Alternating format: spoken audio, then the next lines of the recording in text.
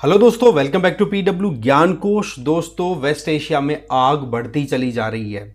शुरुआत तब होती है जब 7 अक्टूबर को इसराइल पर हमास के द्वारा अटैक किया जाता है। बट उसके बाद में जब देशों के लेवल की लड़ाई की बात की जाए तो जब 1 अक्टूबर को ईरान के द्वारा इसराइल पर 200 के लगभग मिसाइल्स का अटैक किया गया था, और फिर उसके बाद में 26 अक्टूबर को, इसी 26 अक्टूबर को 25 दिन के गैप के बाद में इसराइल ने भी रिटेलिएट कर दिया ईरान पे।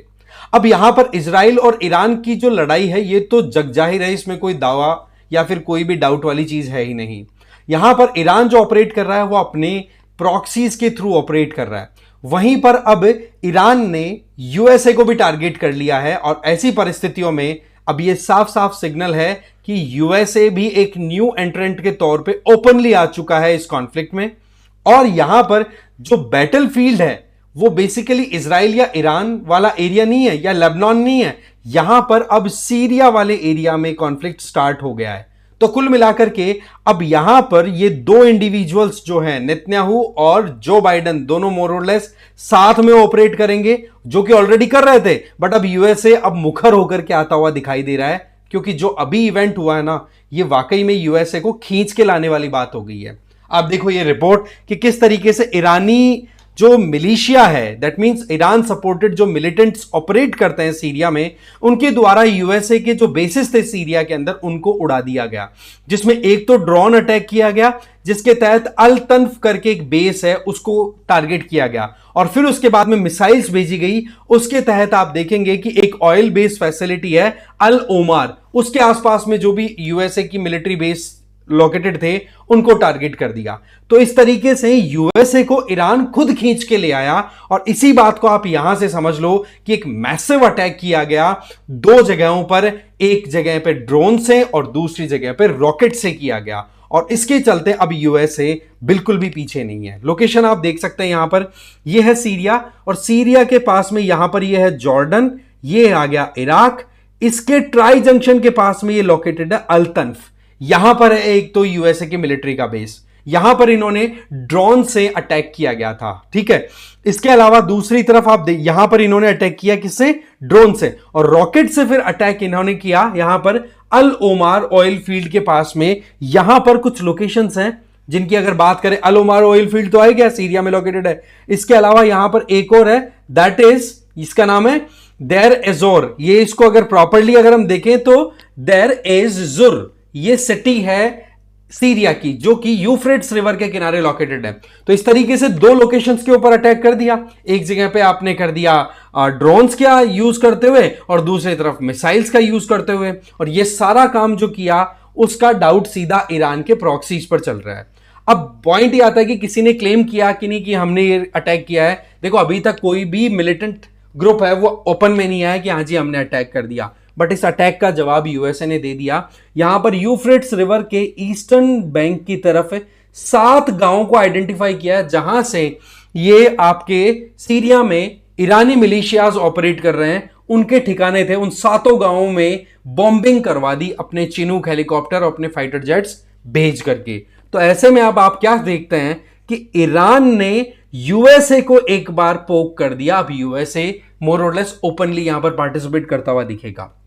तो एक चीज तो क्लियर है कि इस लड़ाई में शुरुआत ईरान के द्वारा हुई है, जैसे कि हमास ने घुस करके और इजरायलियों को वहां पर एक तरीके से किडनैप किया, अपने साथ में लेकर के चले गए, अटैक किया 7 अक्टूबर 2023 को। तो वो हमास को सपोर्ट है ईरान का।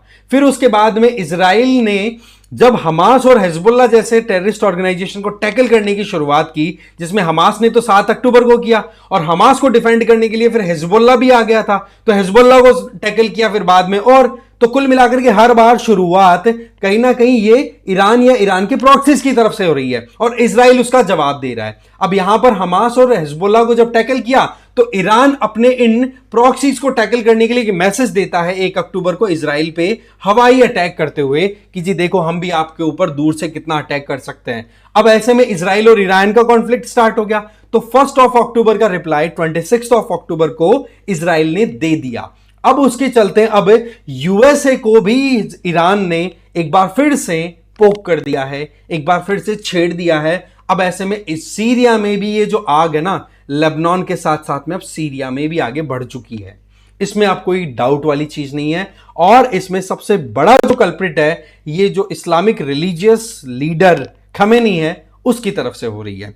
अब देखो, ईरान के प्रॉक्सीज जो ऑपरेट कर रहे हैं ना सीरिया में, अभी तक खैर नो डाउट किसी ने क्लेम नहीं किया है कि हाँ जी हमने अटैक किया है, बट सीरिया में एक तो ये ब्रिगेड ऑपरेट कर रही है जिसका नाम है जाइनाबियून, और एक है फतेमियोन डिवीजन। ये दो डिवीजन ऑपरेट कर रही है ईरानी मिलिशियाज की। अब देखने वाली बात यह है कि क्या ये अपनी रिस्पॉन्सिबिलिटी लेते हैं कि नहीं लेते। बट एक चीज तो फैक्ट हो गई है कि यहां पर अब ईरान ने यूएसए को भी एंट्री दिला दी है। ठीक है, यूएसए नो डाउट इजराइल को बार बार कह रहा था कि भाई आप अटैक नहीं करोगे ईरान की जो भी न्यूक्लियर और ऑयल फैसिलिटी है, बट ईरान की जो प्रॉक्सीज हैं उनके ऊपर डाउट होना यूएसए को, और उन प्रॉक्सीज के जो ठिकाने थे यूफ्रेट्स रिवर के ईस्टर्न बैंक के ऊपर 7 डिफरेंट विलेजेस में, उन सबको वहां पर बॉम्बिंग कर दी यूएसए ने। तो यहां पर अब ईरान के साथ में दो दो हाथ करने के लिए शायद अब यूएसए पीछे ना हो। तो ऐसी परिस्थितियों में ये एक वॉर, रीजनल वॉर की तरफ बढ़ने की एक सिग्नल देता चला जा रहा है। सबसे बड़ी टेंशन अगेन हम बात कर चुके हैं, अरेबियन वर्ल्ड है उनका है, चाहे सऊदी अरब हो, ठीक है, बहरीन हो, कतर हो, या फिर यूएई, ओमान, इनके लिए है।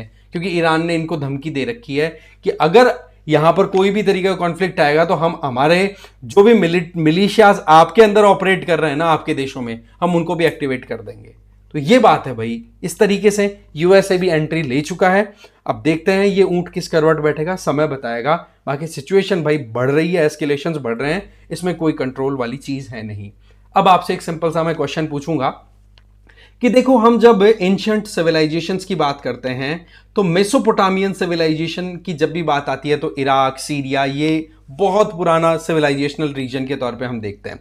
तो यहां पर दो इंपॉर्टेंट रिवर्स के किनारे पर बसी हुई ये मेसोपोटामियन सिविलाइजेशन जो डेवलप हुई थी, उनमें से एक का तो नाम हमने देख लिया, यूफ्रेट्स रिवर, जिसके आसपास में ये अभी बॉम्बिंग हुई है। बट अब मेरा सवाल यह है कि दूसरी रिवर कौन सी है जो कि यूफ्रेट्स रिवर के साथ मिलकर के क्रैडल ऑफ सिविलाइजेशन के तौर पे देखी गई। उस रिवर का नाम आप मुझे बताएंगे जहां पर मेसोपोटामियन सिविलाइजेशन एंशिएंट टाइम पे फ्लोरिश हुई थी। तो यूफ्रेट्स के अलावा कौन सी दूसरी रिवर है, आप मुझे कमेंट करके जरूर बताएंगे। ठीक है, इसी तरीके से और इंटरेस्टिंग टॉपिक्स के साथ मिलते हैं नए वीडियोस में।